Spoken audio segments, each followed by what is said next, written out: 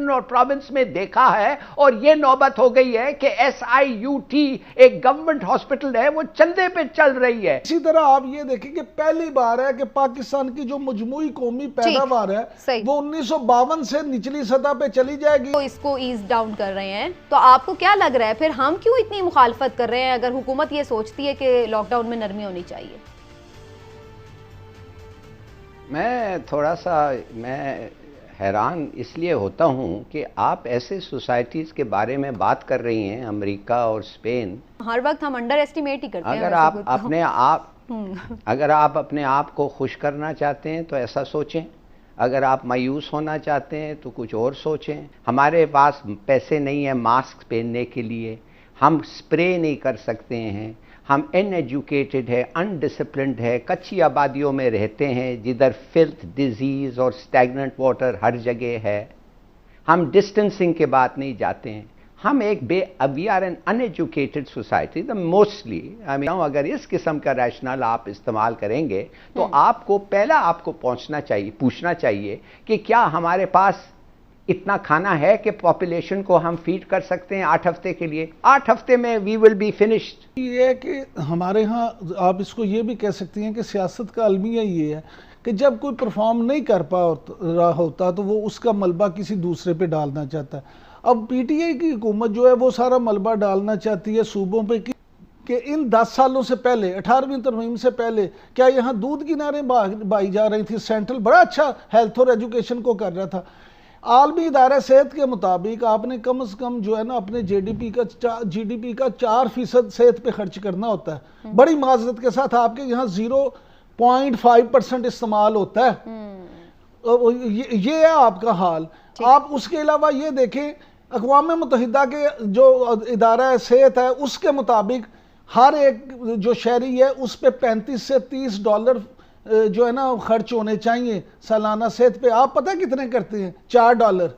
आप अपना ये भी तो देखें ना कि आप कर क्या रहे हैं। यही था PPP। और कौन थे? फेडरेशन में वो थे या प्रोविंस में वो थे? They are mega walking disasters. इनको हमने 20-30 साल से फेडरेशन और प्रोविंस में देखा है और यह नौबत हो गई है कि SIUT एक गवर्नमेंट हॉस्पिटल है, वो चंदे पे चल रही है। आप जाके साइट में जाके देखें ये वर्कर्स हॉस्पिटल क्या है, आप अंदर नहीं जा सकते हैं। It's so bad. और क्या हो रहा है, आप कोई इदारा देख लें, EOBI देख लें, आप SSMI देख लें, there is total utter chaos, total utter mismanagement, robbery, thievery, everything. मैं आपको सिर्फ कहना चाहता हूं ये कब तक चलेगा? अगर आप कहेंगे ये नहीं है वो नहीं है, इनको ऐसा करो, यही लोग हैं जो 30 साल से पाकिस्तान को खत्म कर रहे हैं। कुछ पता नहीं कोरोना के साथ कब तक रहना पड़े, और इस बात का डर कि पूरी दुनिया को भी है। और यही वजह है कि हम देख रहे हैं कि मुख्तलिफ ममालिक जहाँ पर कोरोना ने बहुत तबाही भी मचाई, कहीं पर इस वक्त भी कोरोना बहुत पीक पर है, कहीं पर थोड़ा सा उसका हमें जो इंटेंसिटी है वो कम नज़र आ रही है। लेकिन आहिस्ता आहिस्ता तमाम मुल्क जो हैं अब ये सोच रहे हैं कि मईशत पे जो पाबंदियाँ लगाई गई हैं, जो सोशल डिस्टेंसिंग की गई है, जो तमाम मामूलात ज़िंदगी रोक दिए गए हैं, बहरहाल उन्हें कहीं ना कहीं जाकर तो उठाना ही पड़ेगा। ये लॉकडाउन में नरमी करनी पड़ेगी। इसी हवाले से मैं जल्दी से आपको कुछ चीज़ें भी बता दूं। अमेरिका की अगर मैं बात करूं तो अमेरिकी रियासत फ्लोरिडा में पीर से पाबंदियां उठाई जा रही हैं और दुकानें और रेस्टोरेंट्स भी खोलने जा रहे हैं ये लोग। इसके अलावा कुछ इन्होंने अभी तक कुछ चीज़ें हैं जिन पर सख्ती है, जैसे कि स्कूल, जिम और हजाम और केयर होम्स जो हैं वो बंद रहेंगे। अगर पाकिस्तान में अब सूरत हाल क्या है इसके हवाले से हमने उस दिन भी बात की थी, थोड़ी मैं आज भी बात करना चाहूँगी।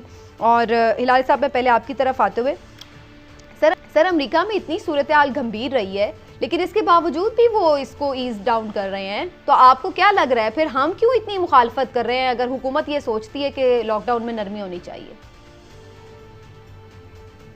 मैं थोड़ा सा हैरान इसलिए होता हूं कि आप ऐसे सोसाइटीज़ के बारे में बात कर रही हैं, अमेरिका और स्पेन, जैसे हमारे में सोसाइटी में उनमें कोई सिमिलैरिटीज़ हैं। सर इस हमारे क्या सिमिलैरिटीज हैं अमेरिकन सोसाइटी में? वो आपकी बात ठीक है सर, लेकिन इस मामले में तो वो हमसे भी गए गुजरे साबित हुए ना। हम लोग तो फिर भी थोड़ी बहुत एहतियात करें, कुछ करें, वो तो कुछ भी नहीं करे थे। इतना उन्होंने लाइटर लिया इस सारी सिचुएशन को, और उसके बाद देखें कि वहां पर क्या तबाही मची है।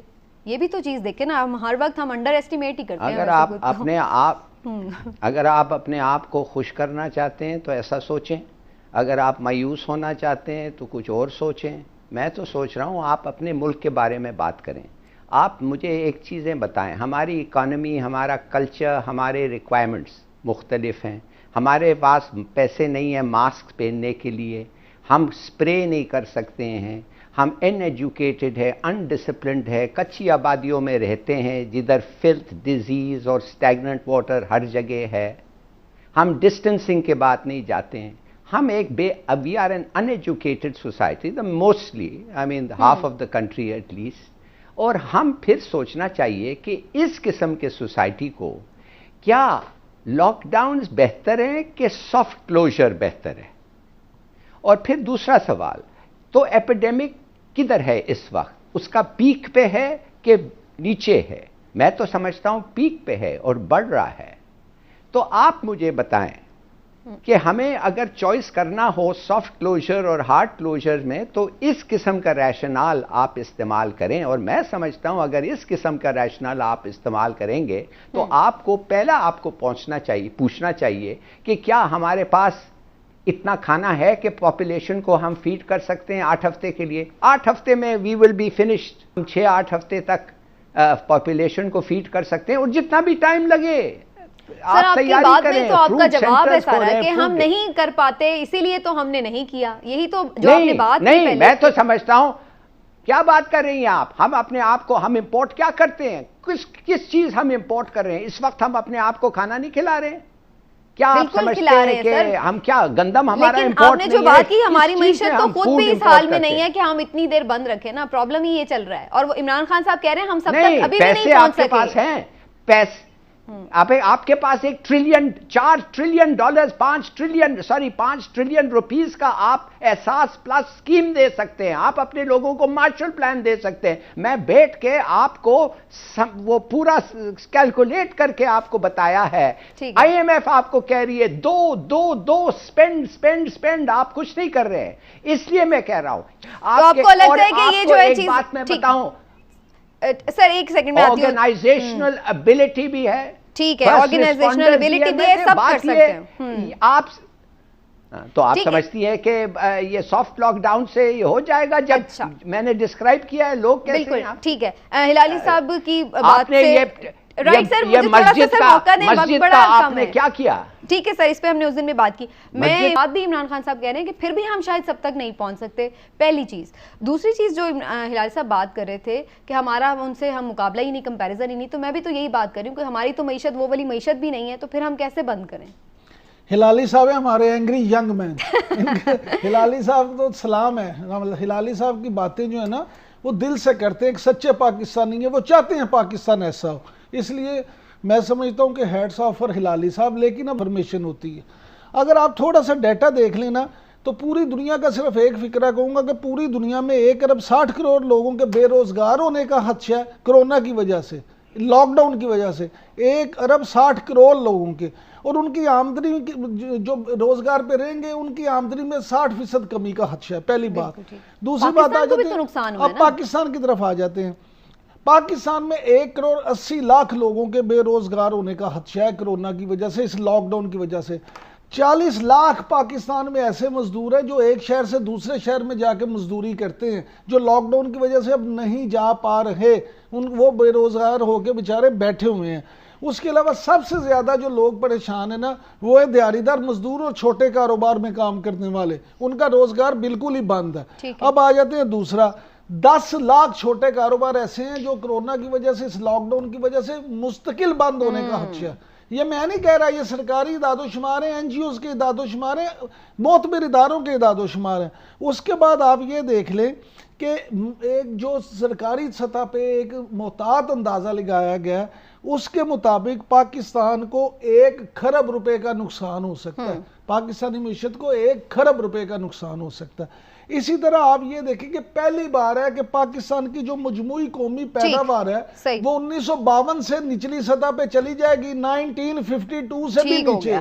तो यानी जो मरीज इससे मुतासिर हुए हैं या खुदा न खास्ता जो अमवात हुई हैं उसको अगर हम उसके साथ कंपेयर करें जो इस वक्त हमें सिचुएशन नजर आ रही है, तो उसमें तो हमें काफी गंभीर लग रही है। कोरोना से ज्यादा लोग ट्रैफिक हादसा में मर जाते हैं। लाली साहब, फिर हम ट्रैफिक तो नहीं बंद कर देते? बताएं यार, ये किस किस्म की बातें हैं? ये जो चाइल्डिश है, किस चीज का आप ऑरेंजेस एंड एप्पल्स को कंपेयर कर रहे हैं? आप क्या कर रहे हैं? ये एक डिजीज है, इट्स एन अनकंट्रोलेबल वायरस, ये फैल गया है। तो अगर आपका ये ख्याल था तो आपको एक स्टेप नहीं लेना था हिफाजत के लिए। ये डिजीज 14 दिन में एक फैमिली के थ्रू जा सकती है, कोई ठीक रहेगा, कोई थोड़ा बीमार होकर ठीक हो जाएगा और कोई मर जाएगा। यही स्टैटिस्टिक्स पहले दिन आप लोगों को देखते और कहते हैं इसलिए तो हम कुछ नहीं करेंगे।